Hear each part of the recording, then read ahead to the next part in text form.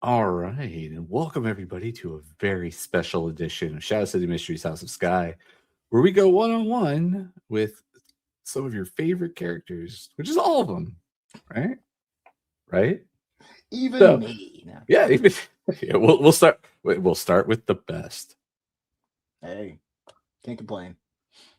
Can't complain about that. That's right. So, joining us today is Winston Clark. Winston, please introduce yourself. Winston Clark. I play Peryn Kestai, who is a member of the Church of Astra. He is a mystic, which means he's got.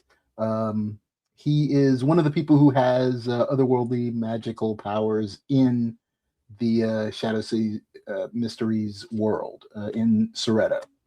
But those don't really exist. But they're rumors mainly. It's just something that the church tells people that they have, so they stay in power. 100%. The so that's excellent. So Winston, we've been playing this for a while now. So we've been playing 13 sessions, which isn't bad. And you guys have all just recently or about to level up to 3rd level in the story. And when we were chatting when we did a little behind the scenes before the actual play started, you probably had some thoughts or ideas of who you were going to be playing, where direction the character is going to go in roughly, right? But now you've been playing the character a little bit. How does the character evolve differently than you originally imagined? Well, I feel like Peryn's a little bit more assertive than he was initially, or I initially thought he would be. At first, when I had the character planned out, I figured he would be a little bit more passive, a little bit more maintaining his composure, trying to work as kind of a peacekeeper until some inciting event happened and he basically snaps, and then he kind of like unleashes fury or all the rage that's kind of any rage that's held inside of him. But that's not really how that's worked out. I mean, there's no like real inciting like nothing really inciting like that has occurred. Not as of yet. Not a rat sweater. Or... Well, I mean that's different. That's like you can't really be full of white hot rage when you're being gnawed upon by like large rodents. But what ended up turning out is that he ends up. So I feel like Peryn wants to. He is in a with the Skye household. He's kind of in an important position. The church has kind of trusted him to be in that position, and he feels like he has to show that he's the person for the job. And as a result, he is he feels like he has to show more confidence in himself and in his abilities. So he ends up saying things or kind of being a little bit more curt, a little bit more direct to sometimes to his compatriots in the Skye household. Oddly enough, more so to the people in the church. He's actually kind of stood up more to the people in the church, in his eyes, to kind of show, I've got this. Just trust me with this. That's fair. And I think that's and I think that's where he ended up going with it. So he ends up kind of being a little bit more forceful now than I intended him to be. Sure, but still trying to maintain that bit of himself and that bit of peace. Do you feel that that's been motivated by the other players, either a lack of forcefulness with them, or more the fact that they are tilted a certain direction? Well, okay, so how's that dynamic going? Because you knew going in that you'd be like the odd man out, right? Yeah. That's the other reason why I didn't think that Peryn would. I thought that Peryn would be a little bit more passive and like he would basically just be, hey guys, wait, stop, don't do that. Which he is that to some degree, but I think he also understands how the church operates, and how where the actual power there is, and he's much more fearful of them than he is of some of the secular things that are going on. Um, because he kind of knows what they're capable of. Yeah, no, agreed. I think eventually we're going to see, we update that image of Perrin. He's got like a scar across his eye and some mud and chops, and he's just a cudgel that's just covered in, dry If he blood. if he remembers to bring it, If he remembers to bring he it, has that's this tendency. It's always the case. So what would you say has surprised you the most about the game so far? So probably how lethal the game actually can be. Like when I'm with Perrin, he's a healer. He's gonna be squishy. In theory. Well, in theory, yeah. Like, well, he takes medicine. He's got medicine. He's got That's true. medical That's skills. Yeah. So if there's any doctor among them, I think Farank has some medical knowledge. Yeah, a little bit. But yeah, I mean, some of his history, that's kind of what he did. He worked as a medic in the when he was in the military service. So he's also not a fighter. He's not like he's the person who people talk to when they have problems about problems of faith or he handles the bake sales, or he deals with the parishioners. He's not somebody who's going to be jumping on the front lines. He's been on the front lines, but not in the regards to the way somebody like Quinn has. Yeah. No, very true. But how deadly the game is. I mean, we all first and second level, right? But yeah, but I mean, of the 2 fights we've been in, 2 people have almost died. Sure. So I mean, it's true. And some NPCs have died. Yeah, well, I mean, they're NPCs, so I mean, you can't break an omelet without killing some NPCs. Kills with the union workers will remember that. Yeah. So what would you say you enjoyed the most about Shadow City Mysteries? I actually really like the setting. Okay. I like it's like the city, all the personalities that we run into. Everybody's got a unique character. We've run into the Winters woman who was Jellify Winters. Yeah, Jellify Winters, and we've got Siskin of the Iron Union. He was a lot cooler than I thought he was going to be. You get Thief, who could be complete and utter opposites of everybody else who we've run into in that list of people. Everybody has their own personality. Yeah. Everybody has their own way that they act, they do. Even the places that we've been to, we've been to upscale bars, hole in the wall dives, dancing halls. And each of them has their own vibe. They've got their own thing going on where you can kind of go, you can tell this is where this is. This is where this is. I wouldn't be welcome here. I would be more welcome here. Nobody would pay any attention to me here. That kind of thing. Yeah. One of the early catchphrases for Shadow City Mysteries is, even in a world with no color, not everything is black and white, right? Yeah. And so it's just very pure to the setting, that we have these distinct kind of things, and we give we want the things to stand out and have certain tropes, especially the noir setting, right? So the characters, they have their names, but to the chagrin of Steven and Brandis behind the scenes, I always go in with they have a code name, right? So it's the politician, right? This Jellify. So something that kind of emboldens them or gives them a unique, well, not necessarily unique, but an identity within the world, and then I build around that kind of piece, right? So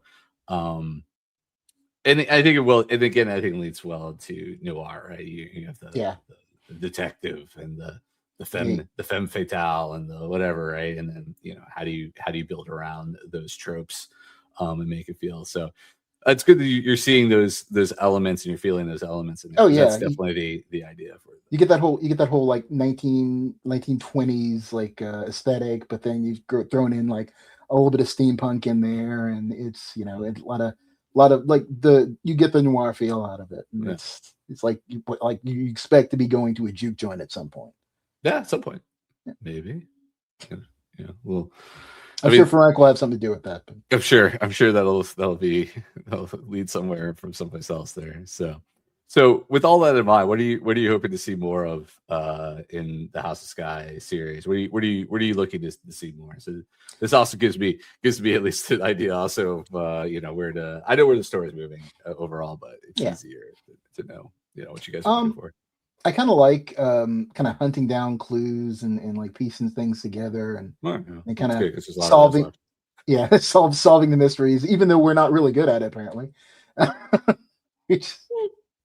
No, there's just a lot of mysteries going on at the moment. Yeah, It's you're pulling out a lot of different strings instead of chasing one red line, right? So that's fine. Normally I in other games I've played, I'm usually I would play more of an investigative character, kind of like closer to what Matt's Ignatus is. Oh the savant. But but I do some, but I decided I wanted to do something a little bit different from what I normally would. But it's still like, even after like just games in general, I'm still like connecting. Everybody contributes though, because the good thing is at least the way we do investigation in this, and it is a 5e system, but we still, we do a lot of skill challenges and so forth. So the clues can be medicine based, right? So somebody like yourself who's skilled in medicine might inspect the body and find something, whereas somebody who has nature might find something else, while somebody who has a toolkit, proficiency in something may find something else. So there's lots of ways to get information. So it doesn't really exclude everyone. And then again, the way the characters are kind of designed is they all have skills that kind of contribute to investigation and so forth. To solve mysteries or the conspiracies that are in the world and everything like that. So that's the hope is everyone kind of is able to kind of go in that direction a little bit, right? Yeah. Like in some cases, it may not feel like it would be natural for Peryn to do it, but I can't not do something. No, you gotta do this. I'm the same way. I play one character only, no matter what I play. And so there's always a little bit of knowledge, learning the world and investigating, because that's the part that I eat up, right? Yeah. So even if I play the dumbest guy in the world with fighter, I'm still writing down little notes or whatever, because it's what I want to know. But yeah. Well, I mean, so even if it's just for you, if you just for me, exactly, right? I need to know this guy's name. Yeah. Well, yeah, maybe not. I don't have that instinct to ask the name of everything like everyone does, which is also my downfall as a GM. So, what's that character's name? Random person I just made up? Good question. Let me see. You need like a random name generator. I do. I have that now. Brandis I was gonna say, Brandis has now outfitted me with a list of first names and last names that I can go to. The problem is I don't have that readily. I need to make that more readily available when I'm here. But so we're gonna flip the script for a moment, and we're gonna have you ask me some questions, since that way I can maybe shed some more light on the world or whatever from the other side of the actual play. Okay, so how badly have we taken things off the rails from what you had planned? Not. I mean, I won't say not off the rails. The thing is that you all definitely, and I think this is just Brandis, Steven, and I chat about this because we run a lot of different games, and it's always interesting to see what you all go after as opposed to what we think you're going to go after, right? And so I'm constantly like, and I realize like I can give something so much backstory and so much all this juicy stuff, and then you're like, random person who said hello to you in the hallway, and they're like, "Oh, it's our new best friend," and I'm like, the little old lady in the building. Yeah. Now Steven got on me. He's like, "You gave that little old lady more backstory than like any of the other characters I run into." I was like, "Because I had to, like, literally on the spot," and it's fine. And that helps build the world and it makes it more like you're living in it, right? Which is perfectly fine. But definitely, I would say like off the rails. It's just I'll drop like a tidbit of multiple things, and the thing that I think is the most important, or at least the thing that I think you're gonna like run after, is the thing you forget about, and then like all of a sudden you're like, we are not gonna let this innocuous statement die and just go, and then you're like, we don't have any more clues. And I'm like, actually, you have like a stack of clues over here that you haven't even touched. And you're like, no, we ran them all dry, ran all the evidence right. Now, granted, again, this is just the nature of like playing weekly. People have lives. You're not really living in the world. So, it's also up to me to remind you all like what all your options are that are on the table. And when I will tell you, I need that. Yeah. And when you have a big open world, like, and I like to run big open worlds, right? Like I won't say full sandboxes, right? Because there are stories and things going on, but I like to create living worlds, and I like to let you kind of go in what direction you think you're going to want to go in. Right? So I'll let you chase the strings a little bit, but some of those strings have gone on for like multiple sessions, and I'm just like, all right, guys, can we go back to this? I was like, that guy's alive, y'all. Like, literally, other than like putting him, whatever. I'm giving you enough, and you're like, I'm going to follow up. I'm going to sleep in his house and wait in his bed until he comes. And I'm like, he kicks the door. What are you doing in my house? What about your house? But yeah, just like, what is this all about? Like, yeah, I was like that. But again, that's the fun things, right? It's that's why it's mutual storytelling. That's why you're sharing the space with people or whatever. But yeah, I mean, can I say that I think it's not, again, it's not derailed. It's just the amount of time it takes to get through a day and is always surprising to me. And I realize that it's usually about 2 sessions, right? Yeah. So it means that we can usually do the morning, and then we can kind of do the afternoon and evening, which is fine for pacing wise or whatever. It's just, again, originally sometimes I'm like, I have all this stuff, and I'm like, we're gonna get through all this stuff, and then I'm like, wow, we got through the first sentence I wrote. And I'm like, cool.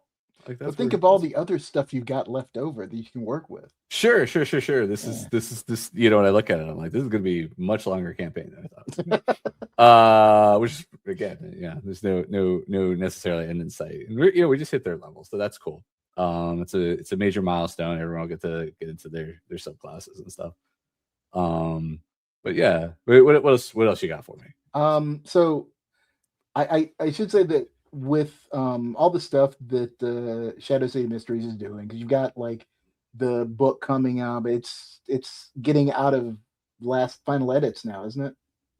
Yeah, well, it'll be out. The manuscript is so that TBD. The manuscript is done, and we'll be distributing that now out to all the backers. Our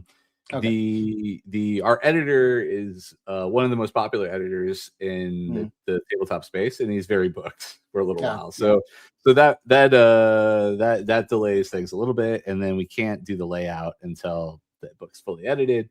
So we could do a little bit of pre-prep or whatever. The good news is our sensitivity reader will kind of get a jump, because our editor has done a rough pass on it, so it's not like it's totally raw, but so that'll be coming out soon. But it'll be distributed to our backers soon via itch.io and DriveThruRPG, without any of the pretty. It'll just be a really nice, orally organized PDF. Yeah. Then we'll get to final product. So not where I had hoped we would be, but very understandable in the situation we're in. But we're gonna get stuff out to the backers soon. Yeah, but you've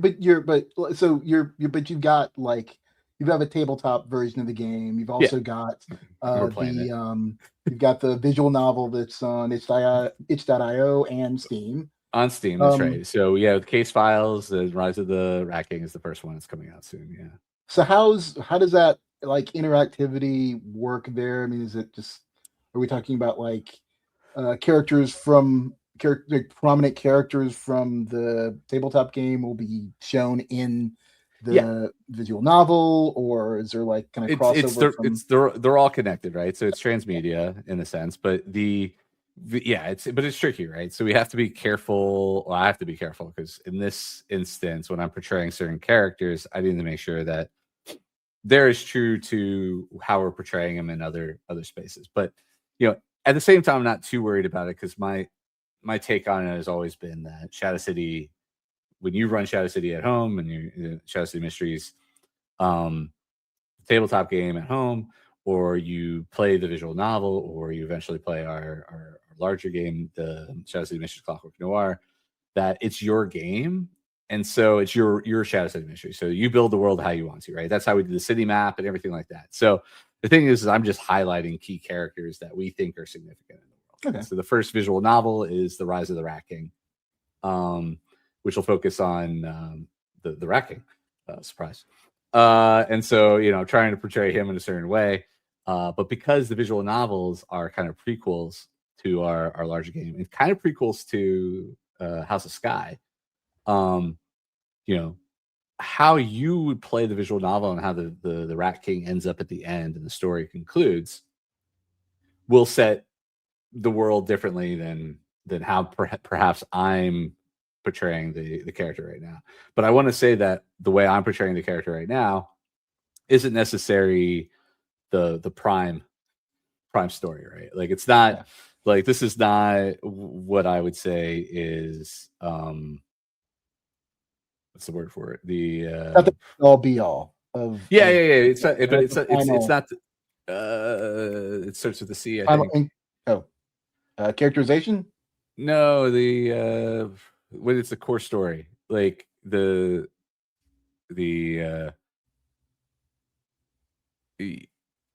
but like the way this story, like so, the choices that I'm making aren't necessarily the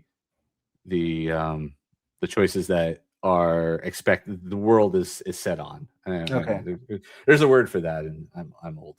Yeah, don't ask me about vocabulary right now. All right. Well, there you go. That's fair. Vocabulary is not the time for me right now. No, not the time for you right now. And so there's that. And so that's the tricky part. But yeah, if you go into the in the book, the Shadow City Mysteries role playing game, we have a section of who's who, and I'm highlighting a lot of those NPCs in the House of Skye game, which is kind of show you who's out there. And then the visual novels, there's 6 of them. They focus on secondary characters to the larger game that we're working towards. Okay. And so we have the Rat King, Gelathai Winters is the politician. She's in Raven's Revenge. The Cult of Tenebris shop owner is another character. Thyskin has a story of his own that we'll tell. Madame Rose has her own story, and there's and someone who has not come on screen yet has a story as well, actually. So maybe we'll see where that goes. So yeah. So before we dive into Peryn Kestai's spa day, big day out, yeah. Let's big day out. Let's jump over here and take a look at what you've already got, and let's talk about a little bit like how this may have come into play or not come into play in the 13 episodes previously. So we've got True Faith, which you get right because of your faction, right? So that's an ability that when you fail a saving throw, you can choose to succeed instead. You may use this ability once per long rest. We probably could use that when you were dying. I was gonna say, did I use that with the after the rats? But probably not. I don't think so. I don't think I had to though. I was. Did you? You didn't fail. I don't think you failed. You didn't fail. Yeah. I don't think you failed the saving throw. So, but that's a pretty handy skill. And another reason why I'm going through these, just to make sure that we're aware that they actually exist. It's like, did you know you could do this? Did you know that you could do this? Isn't that amazing? Oh no, I'd do that more often. And so you also for your mind, for faction, you have Iron Mind, right? So you have resistance to psychic damage, which hasn't come up yet. Yeah. And you gain advantage on saving throws to avoid or end the charmed or frightened conditions, which also hasn't come up yet. I didn't know about that. So. See, there you go. And against the effects, against effects that deal psychic damage. So, you guys are, the Church of Astra is very, please no psychic damage. Please don't harm my mind. And then as a feat, you got erudite from your background, which gives you educated, which we do kind of remember sometimes between you and Ignatus. Yeah, between the two of us, I think we've managed. Like, hey, you've got this. Like, oh, thanks. Yeah. So when you make an intelligence check, you have advantage if the topic is relevant to a standard academic or scientific curriculum, which a lot of times in investigations it is. And you got a skill proficiency. I don't know which one you did, but that's okay. And I don't know your life. Probably and then probably nature. It's probably the either nature or medical. Either nature or maybe. medical, one of the two. Yeah. Mystic sense you got for being a mystic, right? Okay. So this comes up a lot. So you always have detect magic prepared, which means, you know, with the wisdom perception check, you can figure out if there's something mystical in the area. Yep. Which doesn't always come into play because, again, the world is kind of, I won't say anti-magic, but low magic, right? The idea is that there's not a ton of magic floating around, and there's a reason for that, which, you know, may or less come into play more often. Yeah. And then spell casting. So you got spells, and that's cool. And what are those spells? Those spells are these. Yep. So let's see. Guidance, haven't used yet, really. Light, haven't used yet. Spirit of Dying, got to use that. Congrats. Yeah. As we were referring to deadly stuff. Thaumaturgy, haven't had a chance to use that yet. Detect magic, you've used that a good bit. That's the two at this point. Is bless? I've used bless. I've used bless several times. Yeah. I did attempt command. True, but against a mechanical thing. It wasn't going to work against. Ain't got no mind. Ain't got no mind. Define favor. Haven't used that, but you just picked that one up. Yeah, that one's new. I did use mage armor, and heroism is also. You're just getting heroism now. Yeah. And then now you're going to third. You haven't actually gotten access to these yet. Yeah, these I haven't actually done anything with. I'm just finding these. These find these. So you get prayer of healing, mind spike, calm emotions, and detect thoughts. So that's pretty cool. What else you got? Oh, and then you at level 2 had a spectral alignment. So you got to choose from blue, green, and red. And you've been leaning on blue lately. Yeah, blue's been easier for me just because it helps for me as a mediator between people. Yeah, right. Because it gives you what does it do? It gives me disadvantage on saving throws with spells. Yeah, they have disadvantage. Yep. Yeah. And then I have advantage on saving throws to avoid charmed and frightened conditions. That's pretty cool. So yeah, which actually, when combined with your other thing, you really don't even need that. Yeah, not really, but you know what? I'll just hang on to it for a bit. That's fine. And now that and this is assuming now you get your subclass, and since you're a member of the Church of Astra, you can choose Spine Speaker. You could be an Oracle as well if you wanted to be. Yeah. Or you could switch factions if you want. Yeah, I don't see that happening anytime soon. All right. Oh, there you go. But definitely, I mean, that would make too many other people happy. I can't do that. Yeah, that's true. But yeah, so as far as the Church of Astra, I think sticking with the Mind Speaker and going with the gold alignment is probably one of the things that would have been my goal anyway. Sure. I mean, it's pretty much Peryn. He wants to be a faithful, honored member of the church. He wants to do good, and that's kind of the pathway to do that for him, or at least that's how he sees it. He's a do-gooder. I get you. But yeah, and now you don't I think right now you have disadvantage on initiative, which I don't know if that came into play last time we were. It did. Yeah, I'm sure it'll be a thing later. But honestly, me going last is not. But now you don't. Now you don't have to worry about that. That goes away, and you get to you leak emotions. That's a great description. You leak emotions that even the non-sensitive could pick up. So you're gonna have disadvantage on your deception checks. Yeah. Oh. Now here's the question though. Because with the other spectrums, I can switch those. For the gold alignment, that's not always there. I can. Yeah, it's true. No, it's not always there. It's just whenever. Yeah. So just keep in mind that when you're in your gold alignment, you aren't very deceptive, and you give other people advantage on insight checks against you. Yeah, you wear your heart on your sleeve. Is that is the way. And then the other part is, well, you already have this. So we talked about it already. So the thing with mind speakers, like each of the different subclasses have kind of specialty spells that they deal with, and for some strange reason, the Church of Astra is enchantment. And so, and you're going to be picking up heroism, calm emotions, and detect thoughts. Yep. Because that's what everybody on your team wants. Is have detect thoughts. Calm emotions. I mean, that's good. It's helpful for me. Yeah.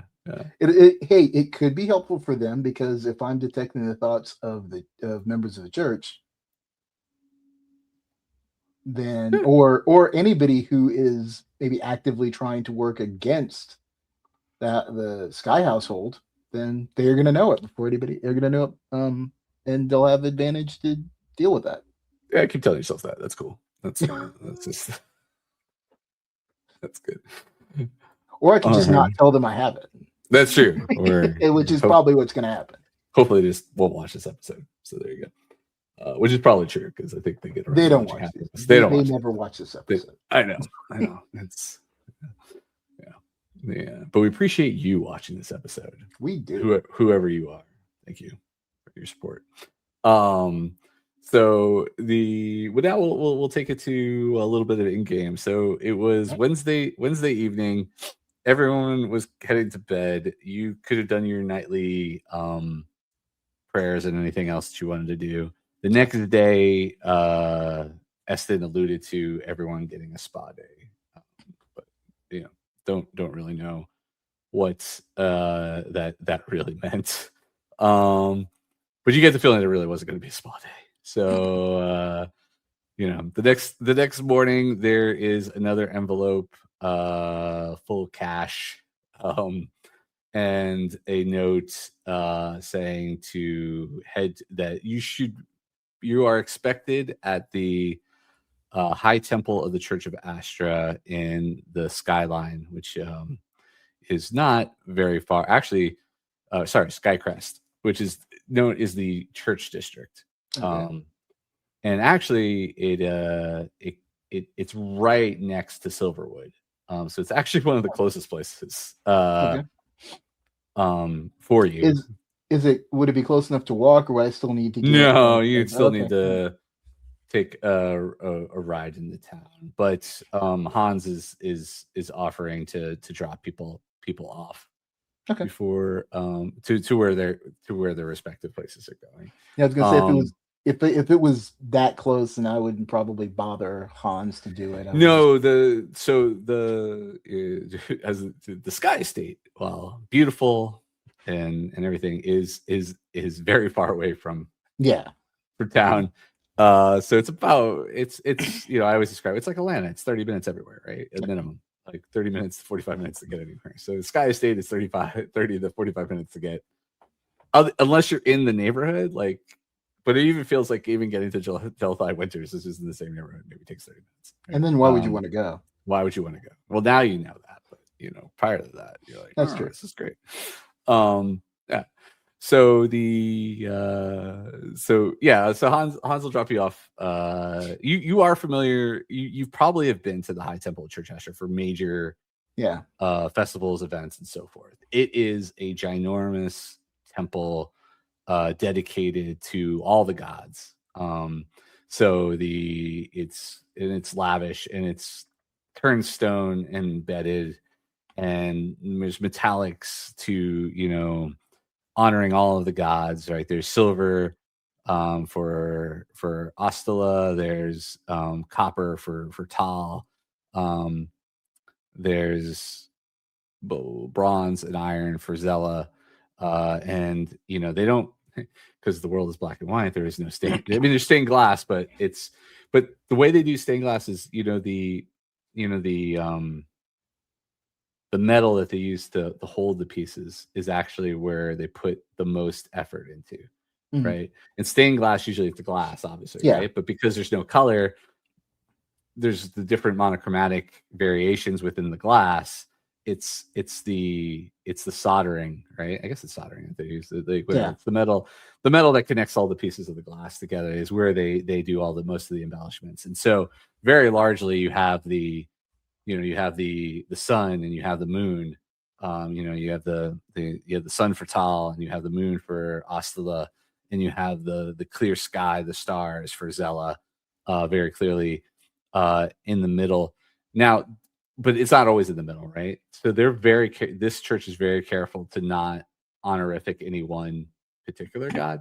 And Mhm. so there are variations of the placements of the three, so that no one is considered to Above be the other. above the Yeah. other and the highest, or in all places, right? So in some places there's more of in different corners and parts of the church itself, there are different honorifics to the particular gods, and then also their servants, so Polar and Kilos and Morleth, and the church itself, again, very beautiful, very well kept, lots of different church officials and folks are running about, and your note just says to arrive at this place. It doesn't tell you whom you're meeting or for what exactly, and at some point you see folks keep scuttling about. So I don't know, what would you like to do?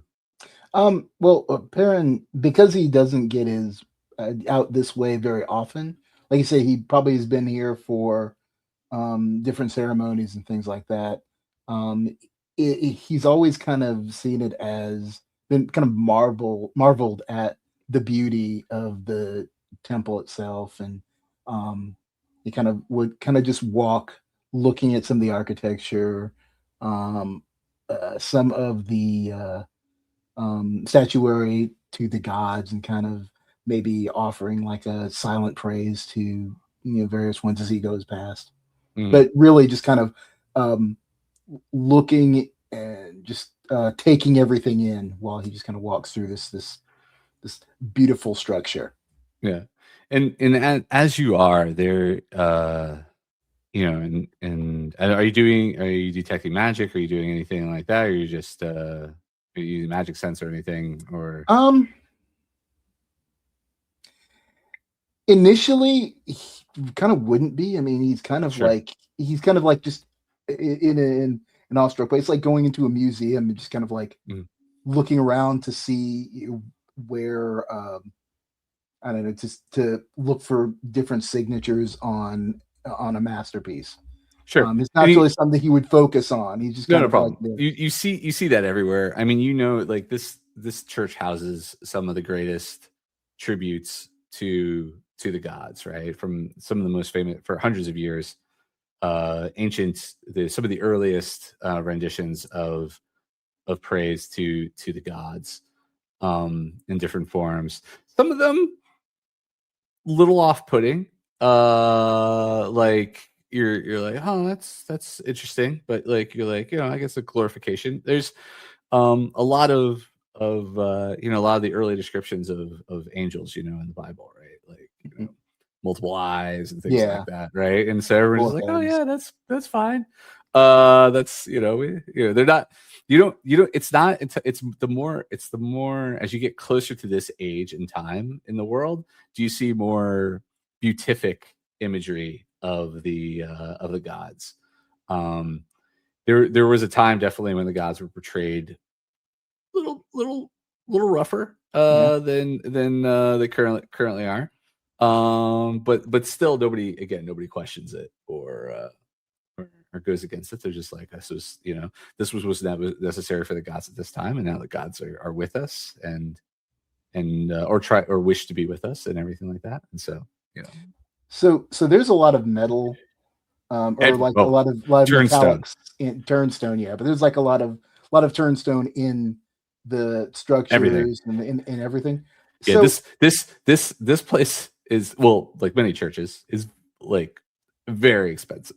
yeah, Like the amount of, I won't say wasted, but resources that have been put towards beautiful, like making this place beatific is insane. Like if you were to actually, like, this place is probably outside of like some of the higher government offices and stuff, like yeah, is for especially for turnstone, right? Turnstone is again it's the rare mineral of the world that, like, the the countries are at war with, and like just opulence of Turnstone. This opposite of Turnstone is everywhere here, right? But again, it makes sense. Remember, the country is an autocracy, right? Yeah. So the church and the government are one and the same for all things. So actually, okay. So I think what I'll do, Peryn will actually kind of like look around to see if, like, almost to see if anybody is like looking, just kind of checking to see, and then why actually, and then he will use his he will actually use his mystic sense to look at the turnstone, just because he likes the way that the auras and colors kind of shimmer. Sure. And it kind of feels like it's something different. It's very different than the rest of the world. Yeah, right? like it feels like he's communing with the gods themselves when he does that. And indeed, like Turnstone is the the color of the gods, right? And so as you're doing that, you feel a very, very strong presence walking towards you, actually. And one of these images will be the final image of the but this is our and you recognize immediately, like, I don't even have to give you a history roll. You recognize immediately that the person coming towards you, and slightly androgynous, but is known as the High Priestess, Unina Brightway. They are the Unina Brightway. They are the highest level member within the church, within the city.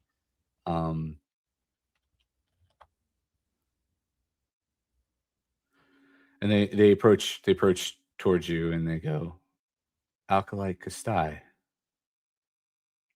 Yes. I'm sorry. You're what I call her? High Priestess. Is her grace? I'm sorry, High Priestess. I didn't know if there was like a grace or anything like that. No, I mean, you could. I mean, there's no wrong with that per se. And in their skin is pallor white, but with gold. Like, so anywhere you see kind of markings, just imagine the face is painted in gold, and the vestments that they are wearing are also turnstone threading and so forth, and gold as can be, and shines very, very brightly. And they simply they greet you. They like, "I've heard good things about you, Alkalite. Do you have a moment?" Yes, I certainly do. Yeah, I mean, you are here by my invitation. I apologize for I went through other means. I had been told that you've reached a moment in your training when you would need to make important decisions about your life, and so I wanted to speak with you. I would be honored. Yes. Up until this point, Perrin had been like, once he saw them, he kind of like shielded his eyes and didn't look directly at her. Once they said that, he actually like looks up at them. Yeah, they have a very gold distinct aura about them. They gold and I won't say red, actually. They have a dual aura. So gold and red you see, but okay. Yeah. Well, excellent. The I've heard good things from members of the church, and so I wanted to talk with you and see where your thoughts and speak about the gods, if you will. I don't know that I would be much company for that. Obviously, I'd have to defer to your knowledge of the gods, but I'd be more than happy to speak with you. Yes, I would not necessarily expect you to know everything yet. You were but new to this. Well, not new, but there are many secrets many knowledges of the church that come in time. And so I think perhaps now is a good moment to discuss those things. If the church is still your priority. Oh, of course it is. I can think of nothing more than to serve the to serve the gods, to shine the light of Zillah and on all that would hear their words. I can think of nothing better. Well, remember, Zella is the clear night of Skye. So the and the stars. Yes, the beacon. Yes, the beacon. Is the beacon. Is the beacon. She's the beacon, the shining beacon. The lantern is the constellations of the seven fingers. It's true. But let us talk over. And she just kind of takes you over to the to the pews where others are praying and so forth, but not too close to the to everything. What happened? No, that's it's a little technical difficulty. I know. No, we're good. We're good. We're good. And so the high priestess just mentions to you. So it's like, so you, what do you find? Do you feel what do you think our purpose is? As minds, as those who wish to speak with God.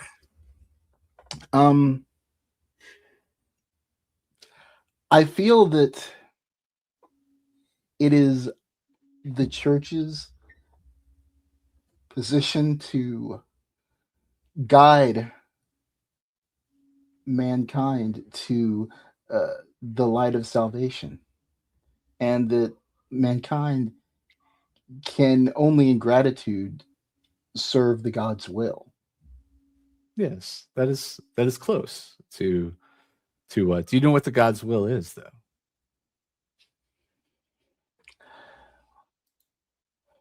I mean,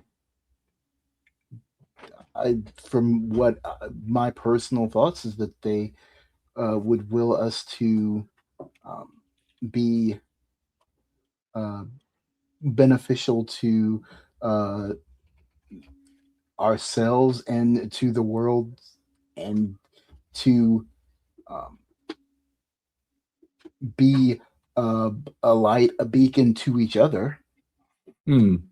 No, the gods wish to be among us, and in order to do that, we need to find those that are worthy to bring them here.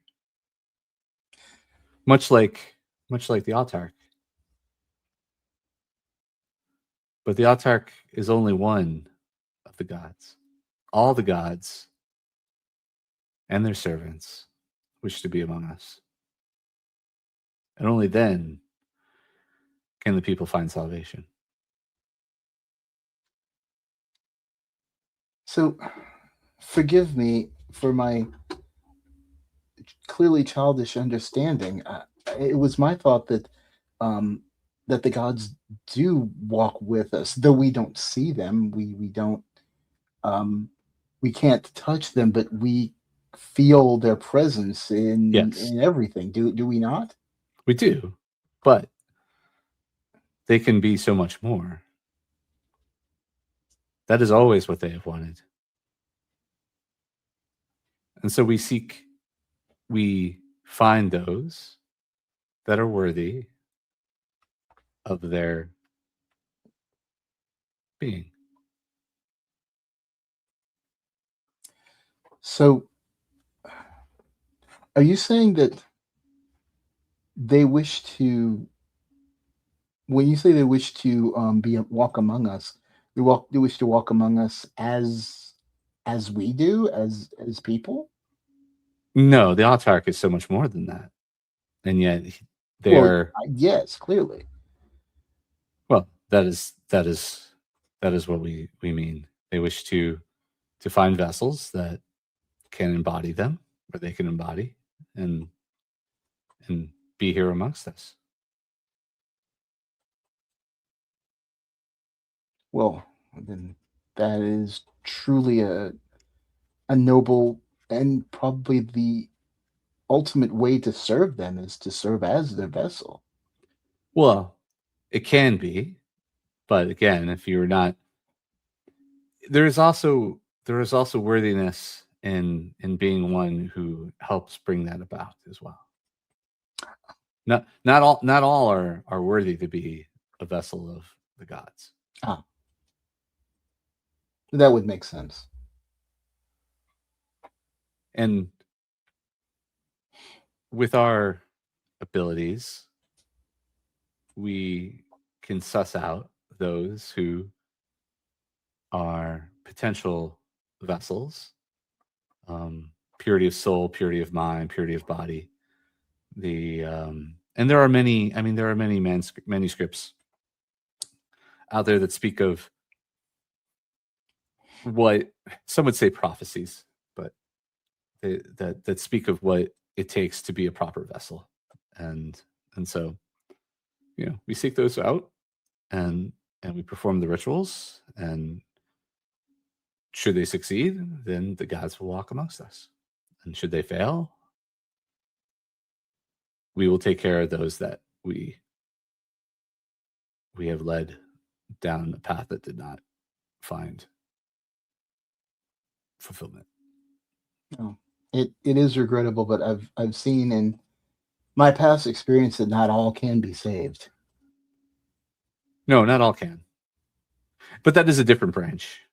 I do not believe that you wish to be the flaming fist of Tal. Or, No. Uh, No, I mean in regards to those chosen as vessels who are not capable of doing so. No, we take care of them. So, what you're saying is there are servants who actively seek out vessels for the gods. Yes. And is forgive my presumption, is that what you wish to discuss with me?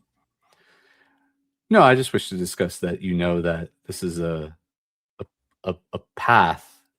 It is a way, a nobler purpose for what we do. And especially mind seekers, those that can detect the thoughts of others, those that can be a part of the world and understand the flock that we walk amongst. It is for us to help to guide those individuals.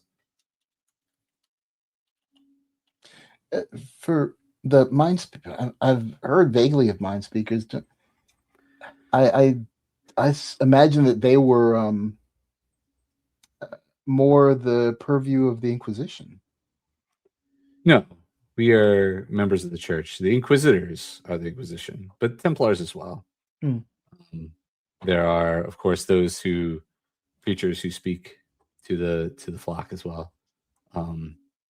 But mind speakers are the ones who hold the flock and protect them and guide them.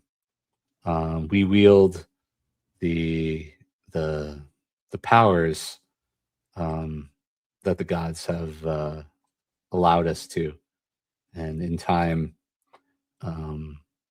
those powers help us do a number of different things. But ultimately, at least I feel, in my experience with the church over the years, and as the high priestess and guidance of the church to the people, it is our sacred duty, besides keeping those that are simply here to exist, it is for us to find those with the most potential for the gods. Well, I was unaware of that specific. Most are, so don't worry. The church. We as a church do not go about speaking of such things. But now that you are of a certain experience and knowledge, it is time to to walk a certain path amongst us. Not all mind speakers, this is information perhaps maybe, I won't say too soon for you, but not all early members and those potential mind speakers know such things, but you're doing good works within the city, and I am told that the people that you serve with and work with, they are a challenge, but there's potential there.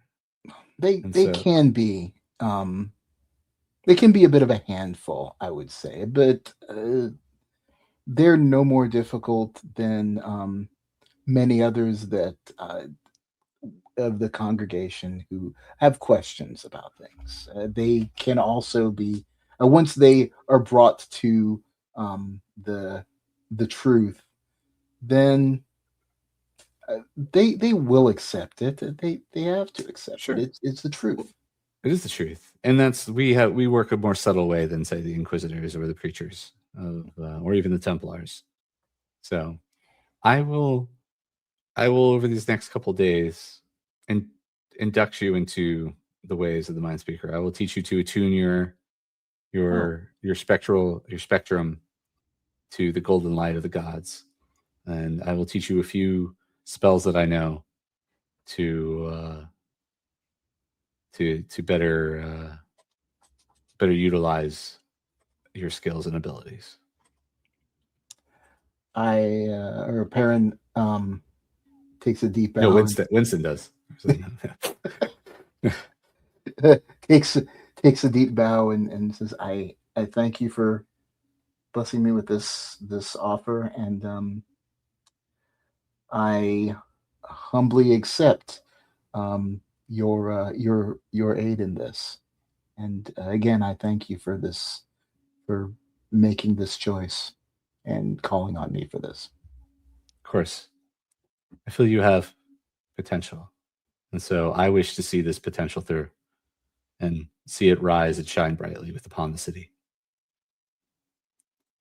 And with that, training montage, 2-day training montage, you fighting, running up a thing, lifting, yeah.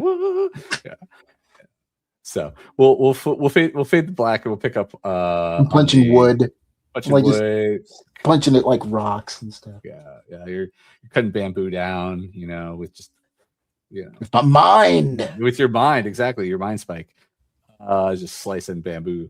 And then we'll pick up where where everyone picks up on Saturday. So about your next 2 days are going to be basically doing basic church stuff at first, it seems, but then you realize that then she walks you through the different spells that you're picking up. So reading the thoughts of others, and heroism and other things. And then also tuning, at first, it feels hard and difficult to necessarily get that golden light, but once you do, you definitely feel that you are more in tune with the world, and that turnstone that you were viewing before, right? And you were looking at it because it made you feel special or whatever. You feel even more in tune with that now that you have that golden aura about you that you can call upon. So, yeah. So before we switch over to our next one-on-one session special, we'll end this very special episode where we didn't talk about drugs or we didn't, but kids stay off or maybe do. I'm not your boss. That's right, we don't know your life. Winston, give us a shout out of where people can find you on the interwebs. Well, Winston Clark, I can be found on the interwebs at I have a webcomic, which is subconsciouseye.com, which will be posting hopefully very soon. It's been a bit of a bump in things, so I'm trying to frantically get things ready. But I also have my socials at either Subconscious Eye or Subconscious Eye Studios on Instagram, Blue Sky, Facebook if you're doing that. And I think that's it. All right. Well, thank you very much, Winston. And we're gonna do a 5-minute intermission because I realize I can't do this for 2 hours straight without a break. So we're gonna do a 5-minute intermission. You're gonna listen to some chill lo-fi tunes, and then I'm going to be bringing on Ariel, and we'll do our one-on-one session. So get ready for the intermission and the lo-fi. All right. Thank you, Winston. Cheers. Thanks. See you later.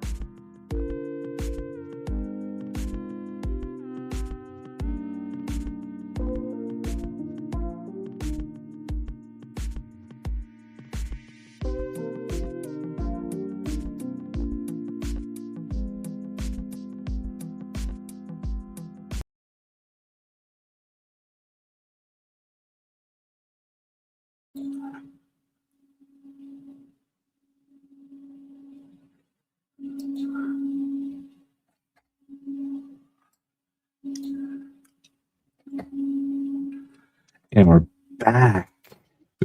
We're gonna mess up some things real fast while I set up something.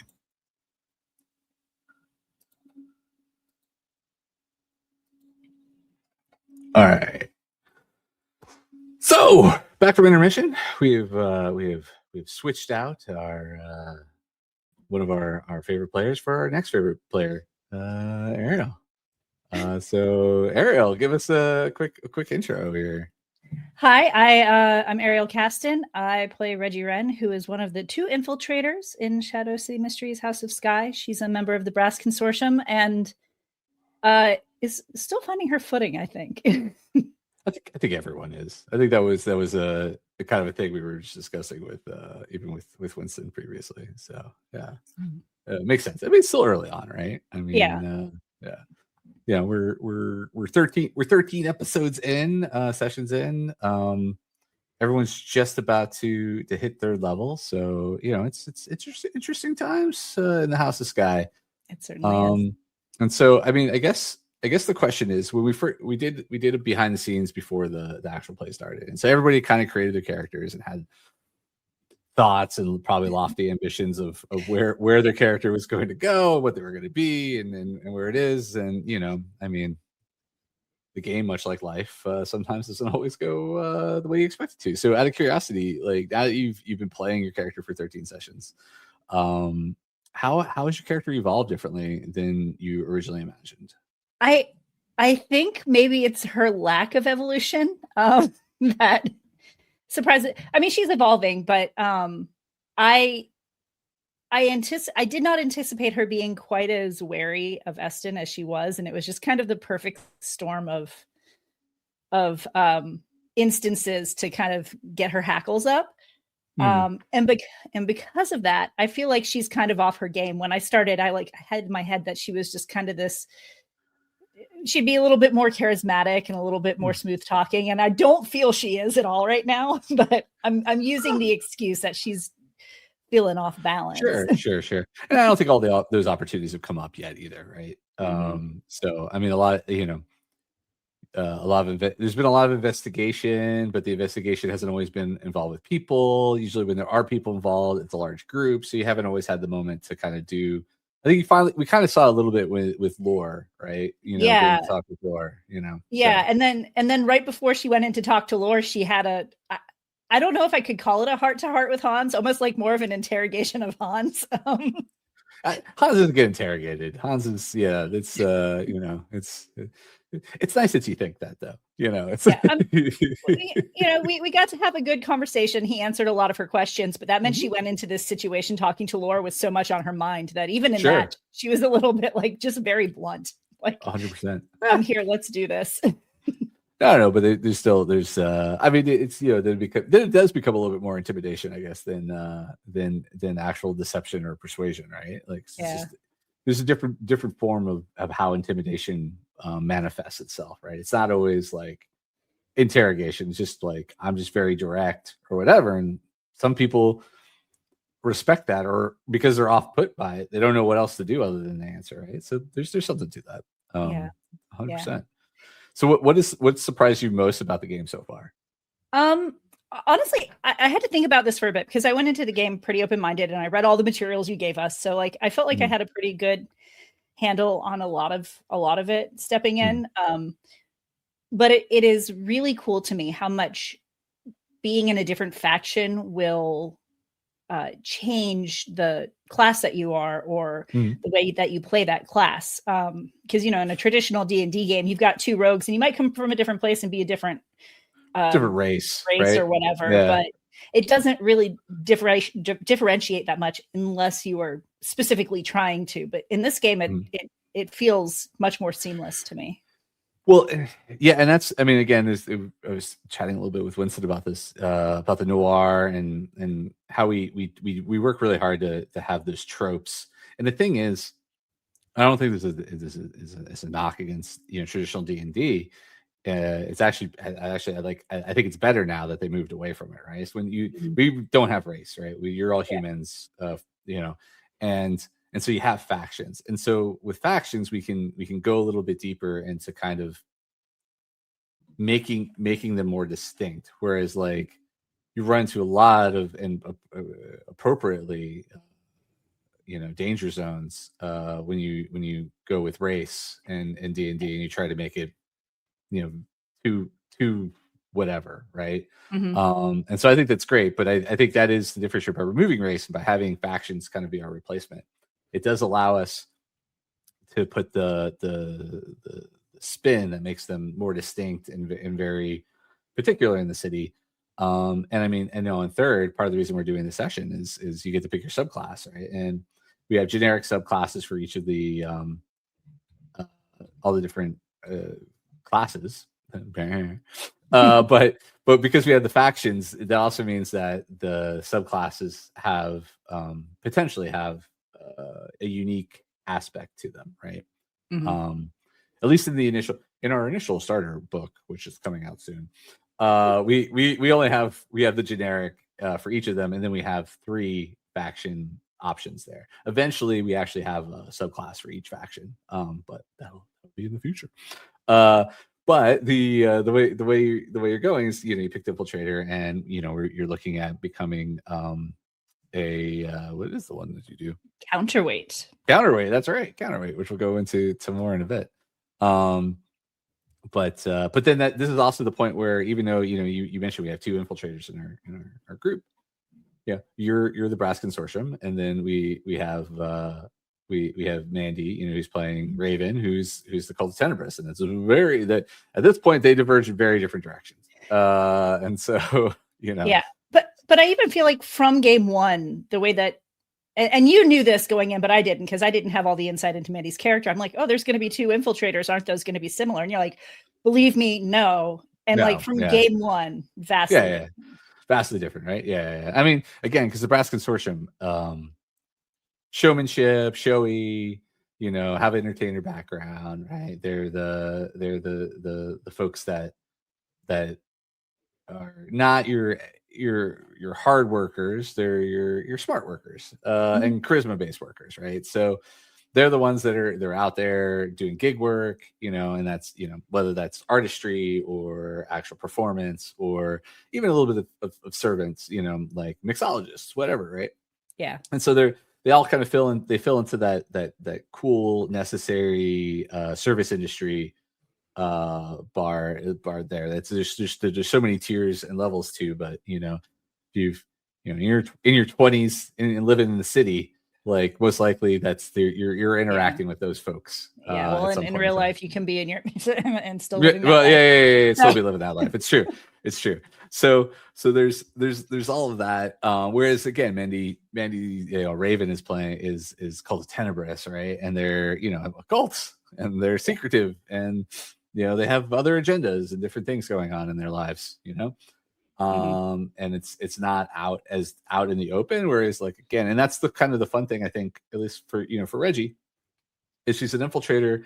She is an entertainer, and she does have work and job and all this other stuff, but she also has a particular skill set that can be applied in different ways. And so I look forward to seeing how that plays out for her. So me too. I'm really excited, and I feel like at the end of the last game, there was a bit of shift in her viewpoint, and I look forward to exploring that. So awesome. Yeah. So what are you enjoying most about Shadow City Mysteries? I mean, honestly, one, you tell a fun story. Dishonestly. No, I'm gonna be. I could be dishonest. Let me make a roll. No. I'm not very good at that in real life. Well, I'm an actor, but as when I'm not acting, I'm not.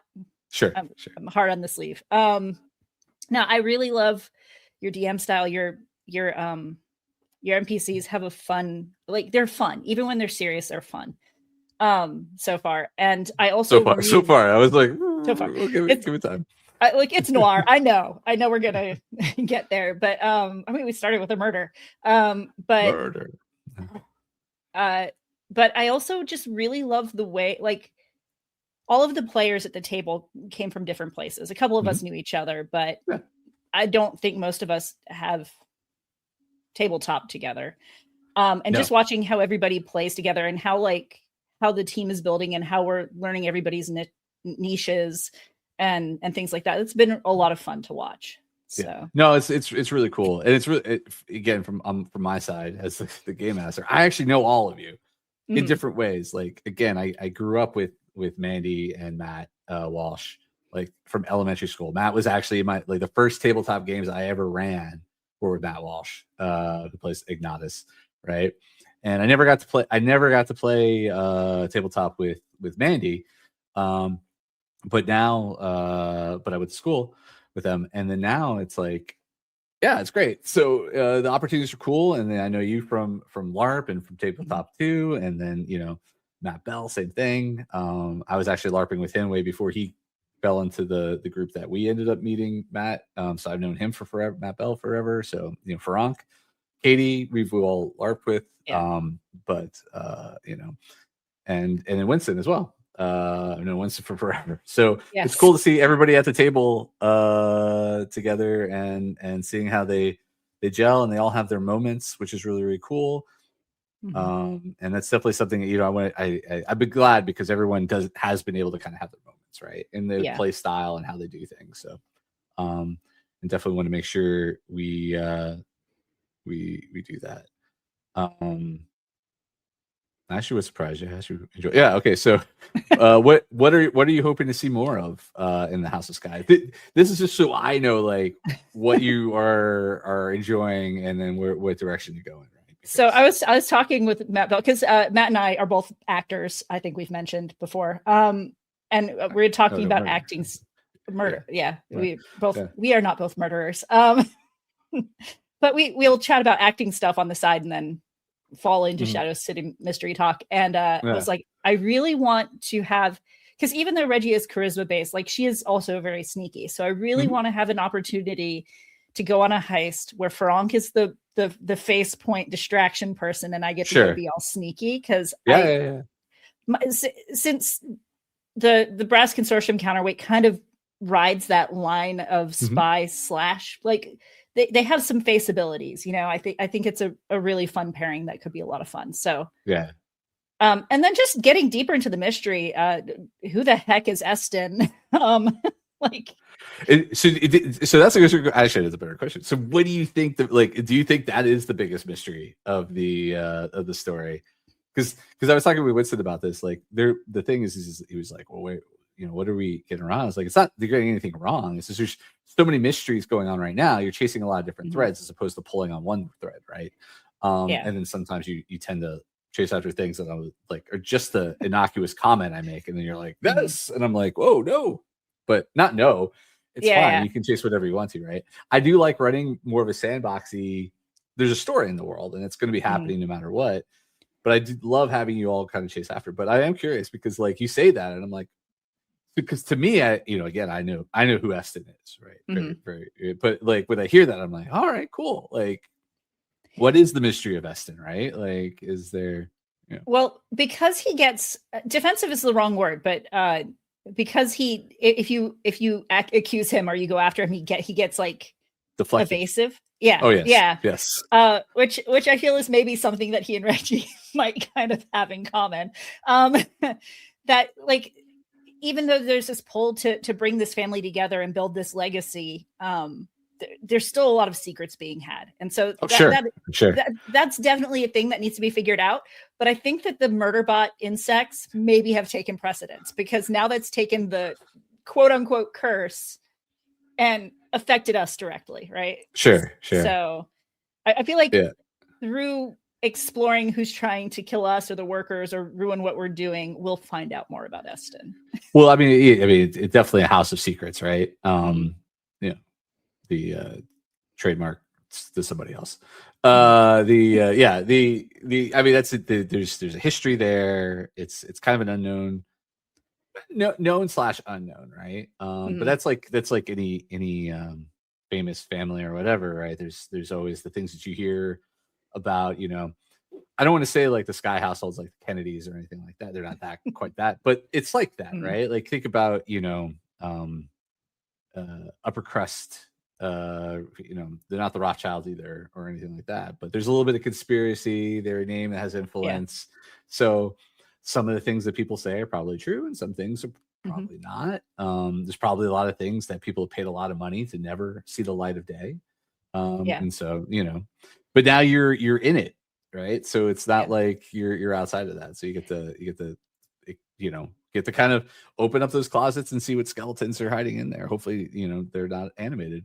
So I mean, if they are, it'll be a fun adventure until I get laid out again. I mean, and I've been on plot committees and I've kind of run stories for games, and so like obviously you don't want all of those secrets all out at once, but as a character you can sure be like, no. I think it's tough. It's like the pacing on it is like what's too much information up front, and then what is holding back. Like, am I holding back too much? Sometimes I'm always like but it's about. But again, I leave it to you all to ask the questions. If you ask the questions, maybe you'll get the answers. And if not, maybe you have to pull a little harder on the string Yeah. to get the answers and everything. Yeah. Like that. So let's flip before we dive into Reggie's spa day. It's not a spa day. Let's flip the script for a moment. And have you. So maybe you can ask me some questions so I can divulge what I can a little bit from behind the scenes of what we've been doing. Well, I planned 2 questions so I could feel a little bit more put together today at 10 I appreciate it. 2 questions. We have time for 2 questions. Yes. So have you discovered anything new about the world since you've DM'd? Because I know when you're writing a story and when you're running a story, they're 2 different things, right? Yeah, a little. Well, so this kind of goes into something. So the Shadow City Mysteries role-playing game and then the House of Skye actual play are all part of the larger world, right? And so what I've discovered is I need to be very careful in the presentations of that because they kind of shape how the rest of the world gets affected. Now, the good thing is all the other products we're working on, the transmedia products, are very choose your own adventure, make your own choices matter kind of situation. So ultimately, our goal with Shadow City Mysteries is that it's your world. You make the choices you make, and in the end, the results that you get, that is your version of the story and the world, and that's perfectly fine. So the story I'm telling right now is my version of it, but it does not mean that it is the codified be all the end all. Like this is how I portray the Rat King. How you end up choosing in our visual novel, how the Rat King ends up being and what skills they have and how they act at your table or whatever, that's up to you. I don't, that's the thing. So that has been the biggest one. Obviously it's forced me to kind of make some decisions on who some of the other players in the world are. And actually not even the major players. The major players I've always known. I've always known each of the major players, and the major players being the Rat King, the Union Boss, Mr. Siskin, the Cult of Tenebris, Jellify Winters, the politician who everyone loves, Madame Rose. she's the sweetest. Madame Rose. And then I just introduced earlier to Winston, another major player, the High Priestess, Unina Brightway, right? So these figures are all very big in the Shadow City Mysteries world, or at least the city of Soretta and Shadow City. And then for our larger project, but our more ambitious project, which is Shadow City Mysteries Clockwork Noir. These are all major secondary characters. There are main characters in our visual novels. And so I want them to all have a touch point in this story because, you all are living the story of the House of Skye, and what that means for your characters. And obviously the focus is on that, but these people do exist in this world and you do have interactions with them. And so I want those to be meaningful to you as well. But it also means that, again, I have to constantly be thinking, I'm all right, if I'm portraying this character this way, what does that mean for other people? So I always got to kind of caveat this is how I'm portraying it and how I see it in this world right now. But if I were to run another Shadow City Mysteries campaign, it might be slightly different, right? I wouldn't necessarily lock it in necessarily to be that. Yeah. What else you got? I do look forward to seeing how all of those pieces play together in the larger picture. How have you've kind of mentioned this a little bit, I guess. I was going to ask you, how have we have players surprised you the most? And you said, I know you said that we tend to pick on little threads and comments that you didn't anticipate. Yeah, I mean, well, it's I mean, that's one thing. It's again, I'll have a bunch of things kind of planned, and this is, I think, every storyteller is this. You're a bunch of plans, and then you have this nobody NPC, and then suddenly this NPC becomes the 45 minutes of conversation, and you're and revisits. I mean, we have Agna now. Agna, right? yeah. What? But that's fine. That's fine. I mean, that's what gives shape and color and makes the world feel more real and lived in and everything like that. I think the other thing, I think it's the, when you say Eston's the mystery, right? And I go, yeah, okay. Yeah, I agree. He's a person or whatever. There are other mysteries that we've put on, when we created the map, right? You guys put some stories or whatever. So there's those pieces there. And then there's my overall story that goes in there that I had already kind of subjugated you to. So it just kind of surprises me on like a week to week, day by day basis of what you all decide to chase after. But I think that's great. I think that's fine. The other one I was suspicious with is it turns out that a day is 2 sessions for us. So like I had no idea how long. Like I always thought like we could probably get through a day, like a session in that but 2 hours is only so much time, right? But I think it's a healthy amount of time. I don't know if we could do long. We could do longer, but I don't think it's necessary. So yeah, that's really it. Otherwise, I mean, what didn't surprise me is how well y'all are gelling together. Like I had a feeling when we brought everybody together and we did the session zeros and we were talking and meeting, everybody was very, very courteous to each other about, even kind of like, well, I was thinking about playing this. Oh, okay, you could play that. But like, and in the end, it didn't really matter, right? Because everybody has their own character and everything like that. You've done, you all like, again, this isn't a surprise. It's more like I'm just a happy surprise. Is that, everyone gels really well together, gives each other their space and their moments. They find times to like give the spotlight where they need to. The table is very, very open and sharing. And I think that's awesome.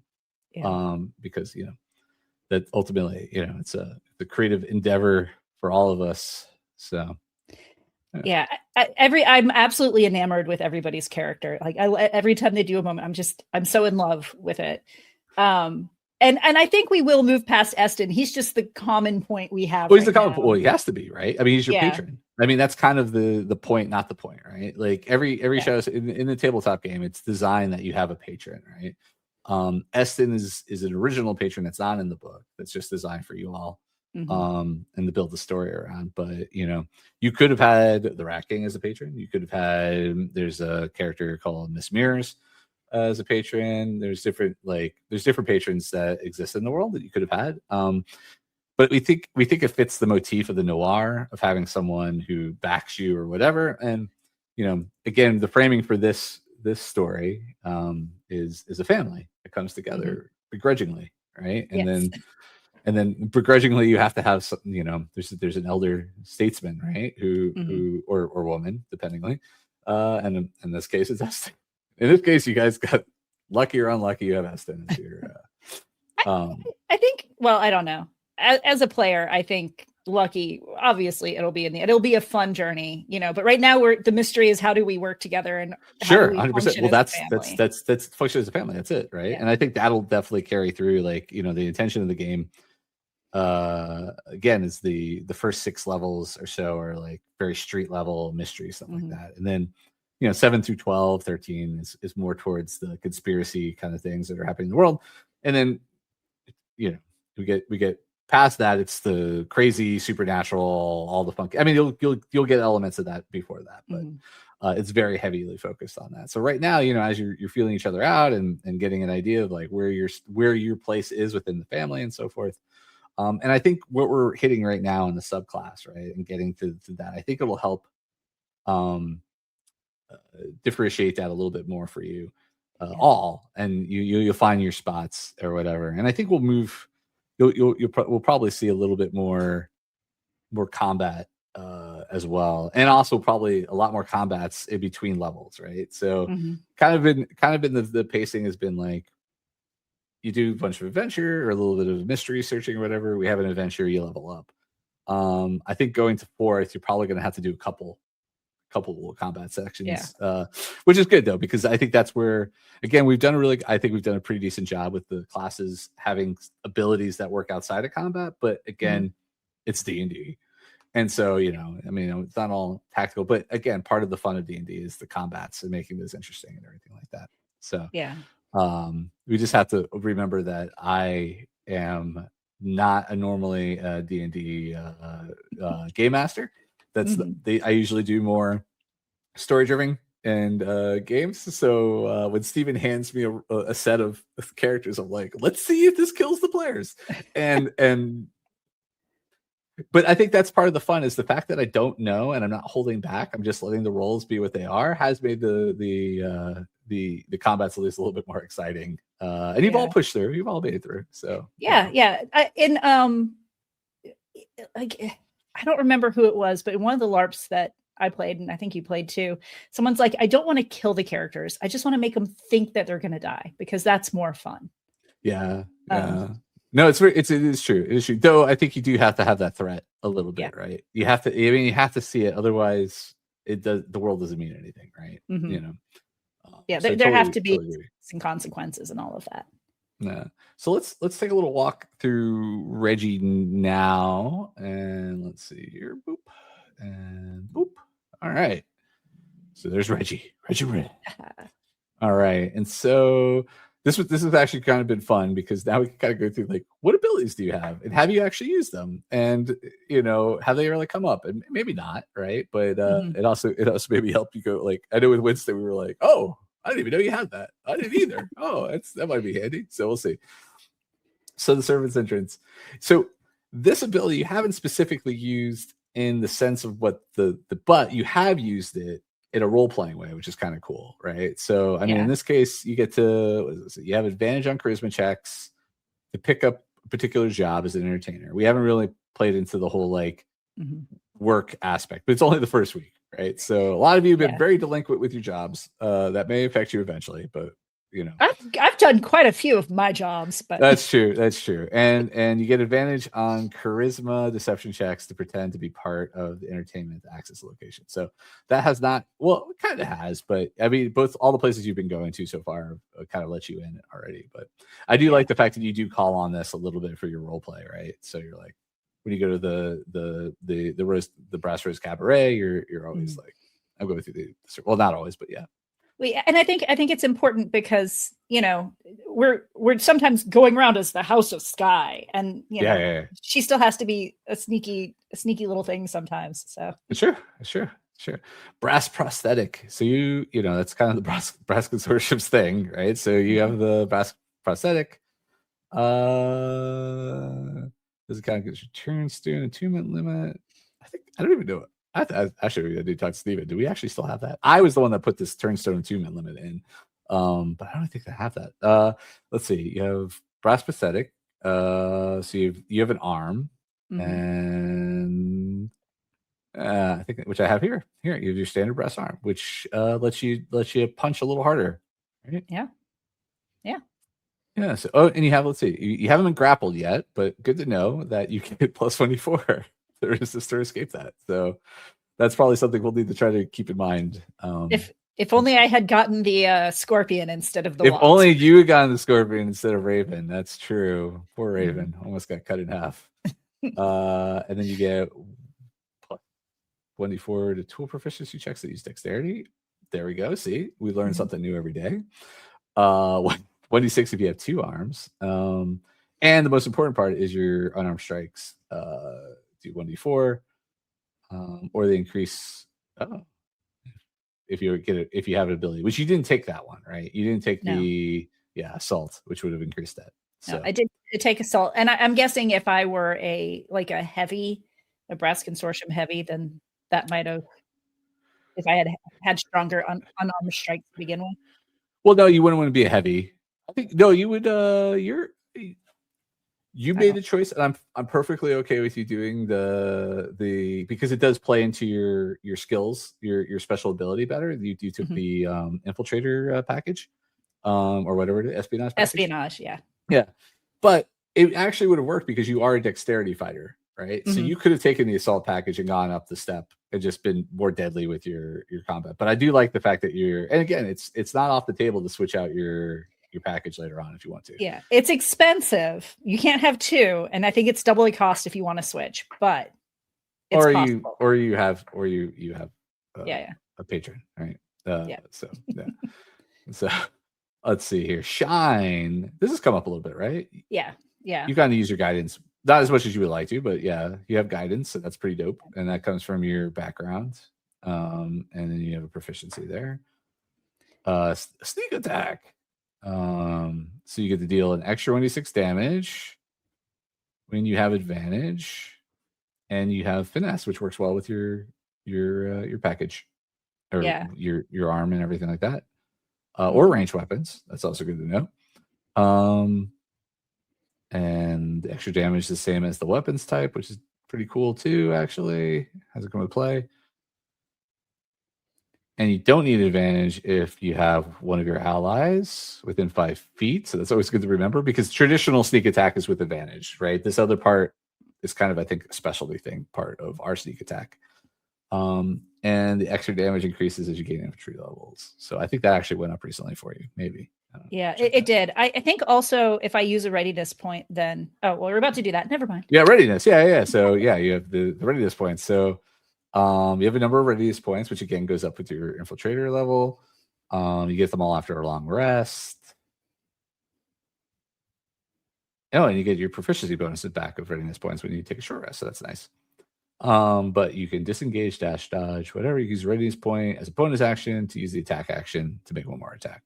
So that lets you kind of either hide and kill, or disengage and kill, or dash and kill, or whatever you need to do. That gives you a bonus attack. Yeah.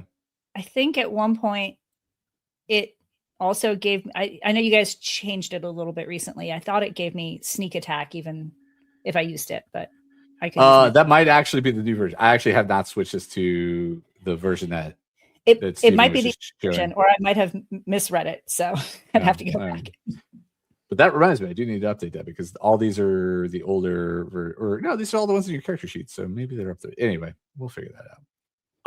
Skilled sneak. This might be the one though, right? You can add 1d6 to your dexterity, intelligence, wisdom checks. This reduces your available. No. I did use this in my conversation with Lore. That's right. You did, which was handy. Yeah. Just to make my non-combat roll a little better. Oh, and now you can get your sneak attack dice back, not just after a long rest. Or no. This is your sneak attack dice, not your. So I have the readiness points, and then I have my sneak attack dice are now, I think, 2d. I don't remember offhand, but 2d6. So I think I can use. That's right. You can do it twice. Yeah, that's correct. Ready holdout for being an infiltrator, so you can hide things easier. And I think you can also spend a point to have some stuff, some small concealable items on you. Actually, it goes up now that you have this other package. We'll talk about that in a second. And because we like to have like abilities that help with crafting, because crafting is a thing or whatever, you can spend ready points to reroll checks if you do the craft small items. I don't know which tools you have, but I'm sure you got them. And then you're about to pick up Hurtful Charm, which is kind of cool. So you can use your skilled sneak on charisma checks, which you couldn't do before. No, before it was. Dex, intelligence, and wisdom. So now it adds 4. So now you can do the charisma. Which that's dope. Reggie is not very intelligent, so she's streetwise. She's not book smart. So being able to use charm. That's fine. And then you can cast Charm Person, which is pretty dope, with a readiness point. And that's all a bunch of rule stuff. And when you attack target, you deal additional. This is kind of cool. So you do extra psychic damage to the characters. And then Knife in Your Boot. You upgraded to the espionage package. So that means instead of $10 worth, you get $15 worth for right now, because you have 1 limb. Mm-hmm. Should you get more limbs, it would go up. And then what does the espionage package do? Well, the espionage package lets you have basically just hidden compartments that you can hide tiny weapons. Yeah. So I can make tiny weapons and hide them. Tiny weapons, you can hide them. And it lets you, I guess you could also conceal your prosthetics if you want to. Yeah, I mean, which might be helpful if I have to go in disguise, because I do have a disguise kit. It's true. And anyone trying to detect your prosthetics has a harder time, or your concealed items has a hard time. Whoa! Don't thank me, jerk. With the readied holdouts and the being able to hide things more easily, I'm like, I should have picked something up in that shop when we went to go deliver Eston's gift. I should have just like five finger discounted something. Oh yeah, that would have been true. Fun. That would have been good. All right. So now, where is this? Oh my goodness. There you go. So now we're going to go to your spa day. So it was Wednesday evening. You can go about practicing or doing whatever you want to. Everyone kind of just went to their respective rooms to do their own things, pray, eat, love, whatever. And then the next morning, there's an envelope underneath your door.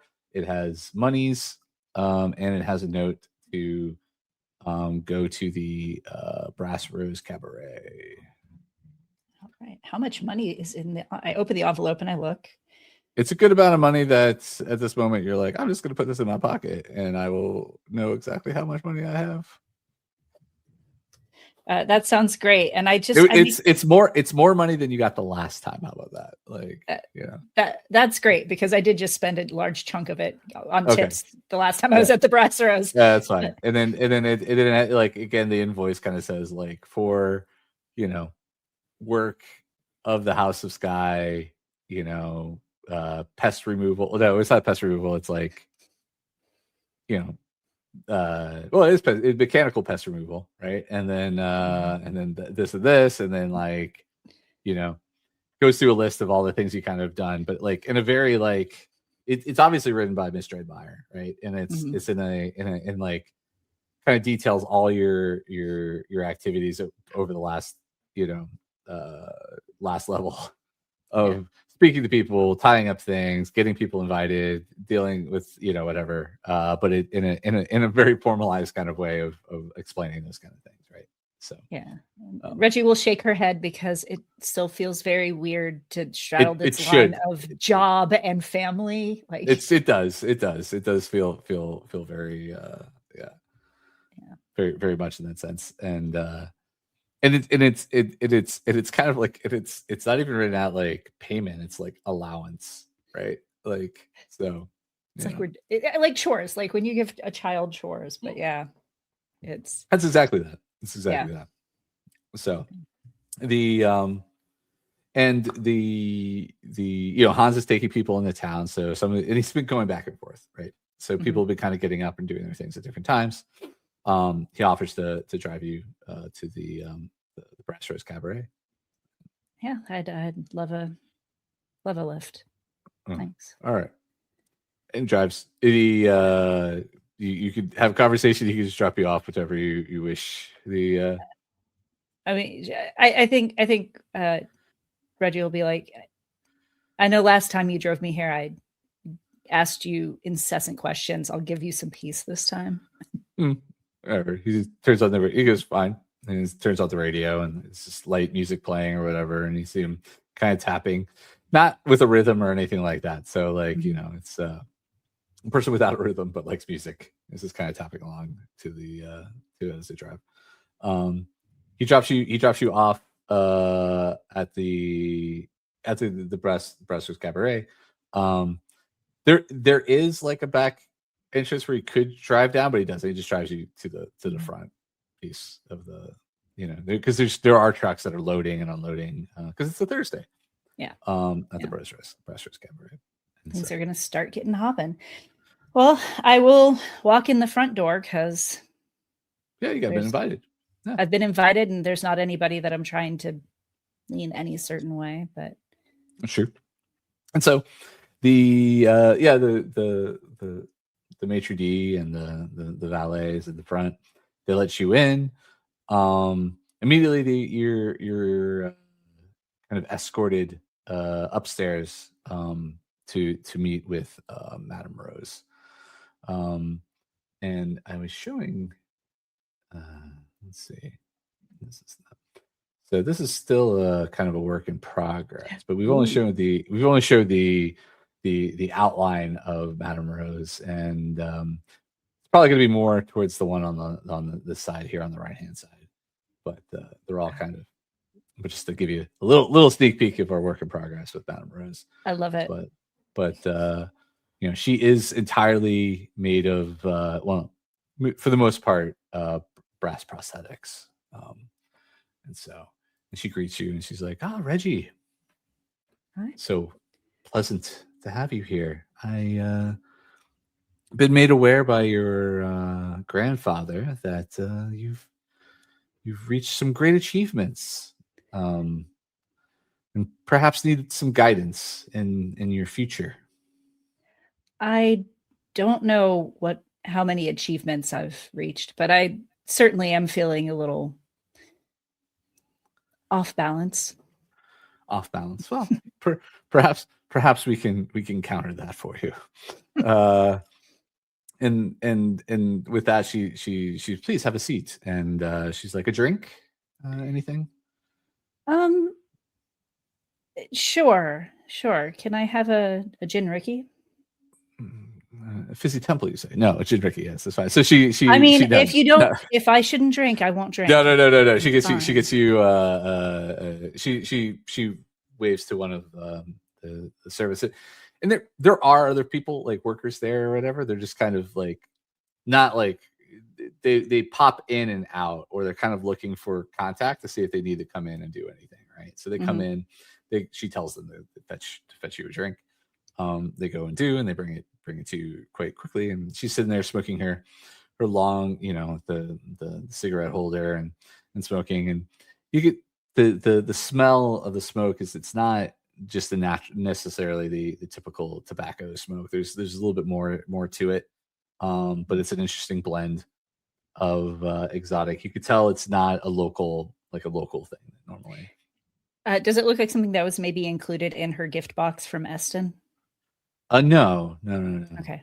No, this is just her. It looks like her usual. You see that there's on her desk like a little like rolling kit, right? And so you see a mix of different tobaccos and we'll just say leaves. I mean, not tobaccos, leaves, and then papers and so forth. And so she has a couple of different things prepared for herself.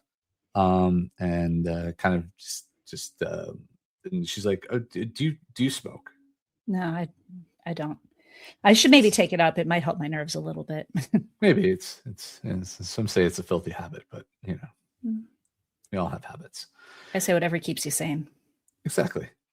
And so you're part of the consortium. You've done good work. And we like to reward good work. And I understand that your work tends to lend itself similarly to my own. And so I like to reward those within our organization.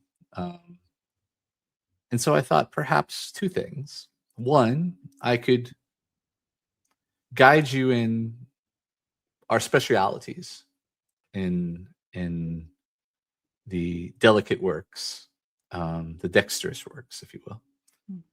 And then two, I have someone here who would like to meet you and perhaps outfit you with some upgrades.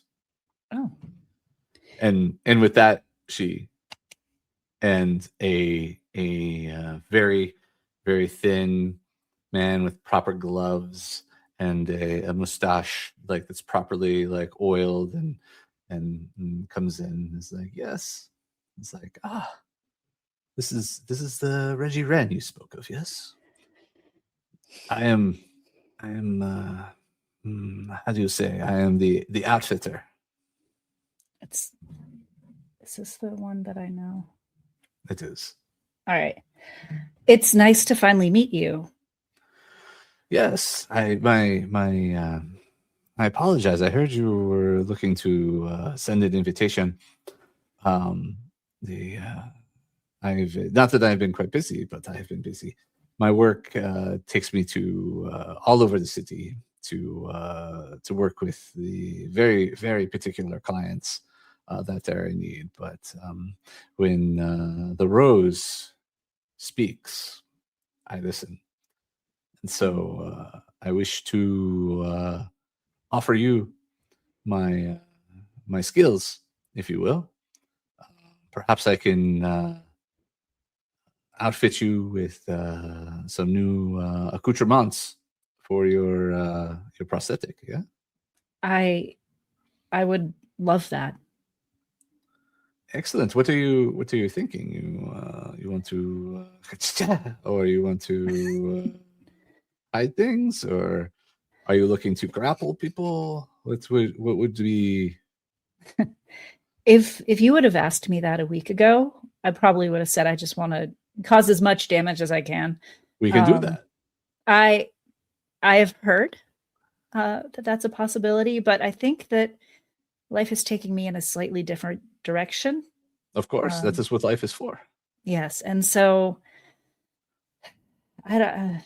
Maybe something that can be sneakier that I can disguise Hide some little if I thing. need to. Disguise, had some little things in. Yeah, we can do that. Do you want another? Another? Not at this time. And Madame Rose goes, if you wish, not at this time, but in the future, the consortium will cover additional upgrades for you. That's good to know. I'm going to be real honest. I hadn't ever considered it. Well, I understand. Some do, some don't. Some are happy with what they have, and others wish to have more. It's a fine line. Some feel that it's necessary, and others, it isn't, and it's just more of a life choice. We are here to support whatever you decide, but the consortium is more than happy to cover what costs, and this could be for many things regarding this. So not just one. If you wish, we can do this. I appreciate it. I will certainly give it some thought. I don't think it's something that I just want to jump. This is not a decision I want to jump into. Of course. And he's like, of course. It would be more involved and it would take more time. So, but this is something that I can do for you. Not the problem. He goes, yes.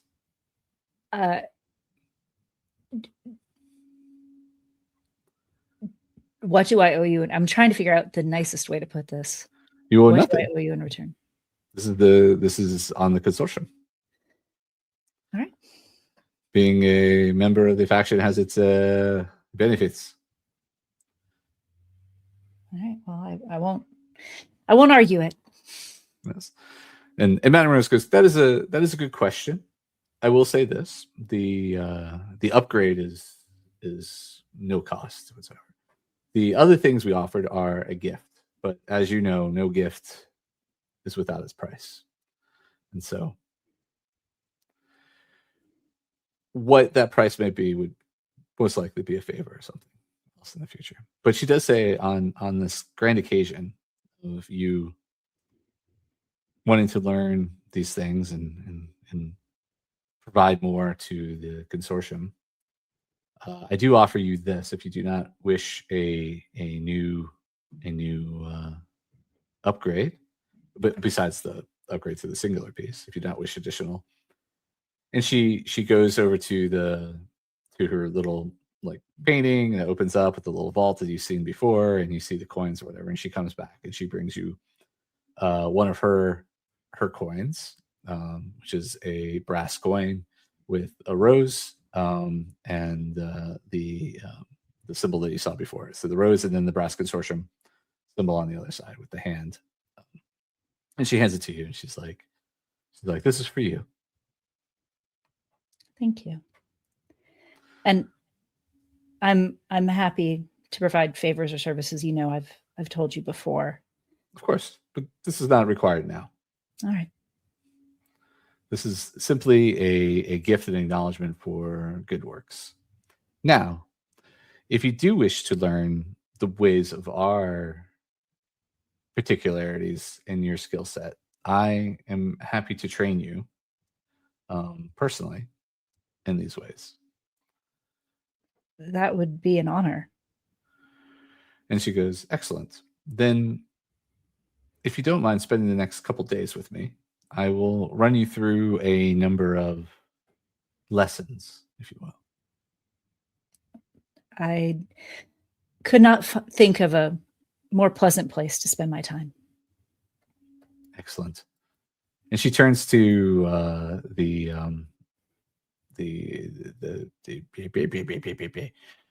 tailor, Oren, and she goes, Oren, that is all for today. He goes, yes, Miss Wrenne, please come back to. He gives you an address. He's like, come to this address today or tomorrow, later on, whenever the time allows, and I will make sure you are upgraded appropriately. Will I be able to keep because Reggie has a bunch of etchings on her arm that match the tattoos on her body. Oh yes, of course. Right. I am no amateur. I can. He looks at you. He goes, I can make this work. It's just fine. I never thought you were an amateur. I just thought I ought to make. No. I understand. Of course. I am an artiste.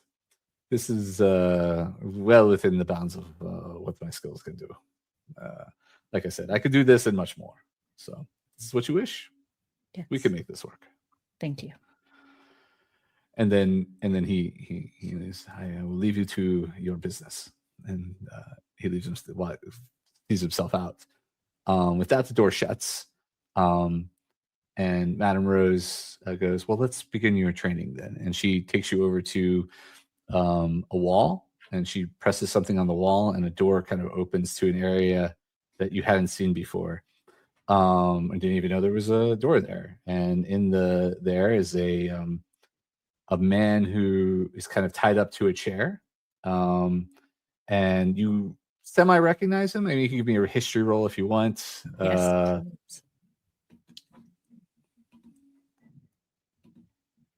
10. You reckon he's a not specifically as you recognize him as a politician within the city. And you go, and the Madame Rose simply goes, this good politician has volunteered to let us practice upon him. And with that, she kind of goes over to a wall and grabs a kind of whipping small horse riding crop, and then we'll fade the black. And you'll pick up with your montage of training with the Madame Rose. You can fill in the blanks of where that goes with the skills that you've recently picked up of charming and psychically damaging people. I think as we fade to black, Reggie looks at the politician and just goes, since she's been told he's volunteered, thank you for your service. Exactly. And you don't see fear in his eyes. You just see almost, whatevers. So it's definitely a way of, so you learn the fine arts of extracting information with charm and pain in those moments. And so, yeah, the next couple of days are a lot of that. And then also going to the tailor and getting outfitted in his shop. The thing that you do find interesting is that the shop itself is not a permanent location. It looks like it's kind of like a pop-up, like a pop-up kitchen or a pop-up store, or pop-up whatever. It's a pop-up prosthetic shop, right? But it's not the same way that the Cult of Tenebris store was hard to find. No. It's just literally they find location, they're like the spirit of the Halloween. Oh, okay. Right. So it was like a Toys R Us, and now it's a cybernetic shop. Yeah. All right. Cool. All right, and then we'll pick back up on Saturday. Well, not our Saturday, but the in the world Saturday. So you have a couple days with Madame Rose, and then you also have a little bit of time with the tailor to get outfitted up. And then on Saturday, when you join the family, should you choose to, you could forgo them forever now that you're well within the good graces of the Brass Consortium, you'll be able to you'll be level 3 and have the skills that you need to move forward, and a closer contact and connection with the Brass Consortium as well. So before we let you leave, Ariel, why don't you tell us where they could find you on the interwebs, if they could find you on the interwebs, and you can find me on the interwebs on most social media. On any social media that I'm on, I'm Ariel Kasten. And I also have a link tree that has like upcoming events on it. I don't have any currently, but it's got stuff like my older audio dramas that I've been a part of and things like that. And you can also find me on my podcast, Large Nerdron Collider. When's the next episode of that coming? We recorded one this evening before I jumped on here, so it should be out tomorrow. Awesome. So check that out. And tomorrow would be Saturday. Real people's time. Yes. I mean, it's Friday evening. It's a special edition. Yes. Yeah. Yes. And so before I close out the special edition where we did not talk about drugs again. I'm sorry. Don't do drugs, kids. Or do them. We're not your parents. So we don't know your life. You need to. We'll do a special shout out to the people behind the scenes before we close. So for game design and writing, Stephen Cheney and Brennan Stoddard. For tarot design and writing, Rabbit Stoddard. Character design, Adam Schumpert. You can see the cool character next to Ariel. I don't know which side. And then tarot and symbol design, Luana, Zahra. Wait, yeah, there we go. Adam Schumpert, character design, Luana, Zahra, tarot and symbol design, and Fleur Sciortino for graphic and UI design of the Wanderer's Dome. Thank you. I'm Christopher Mifsud. I've been your game master and host for the evening. And tune in tomorrow at 9 p.m. Eastern time for another special edition where we probably won't talk about drugs either, where we one-on-one with both the Matts. It just so happens that you get Matt do. So yeah, so exciting. Check it out. Very exciting. All right. Thanks everybody. Appreciate you. Cheers.